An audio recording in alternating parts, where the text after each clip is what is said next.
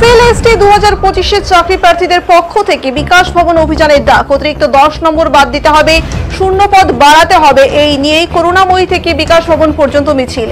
SSC নবম, দশম ও একাদশ দ্বাদশের নতুন চাকরি প্রার্থীরা সোমবার বিকাশ ভবন অভিযান করে তাদের দাবিগুলোর মধ্যে রয়েছে শিক্ষকদের শিক্ষাদানের অভিজ্ঞতা, 10 নম্বর টিচিং এক্সপিরিয়েন্স নাম্বার কোনোভাবেই কোনো ইন সার্ভিস শিক্ষকদের দেওয়া যাবে না। ভারতীয় সংবিধানের মৌলিক অধিকারের অনুচ্ছেদ 16 নম্বর ধারা অনুসারে সকলকে সমান অধিকার দিতে হবে।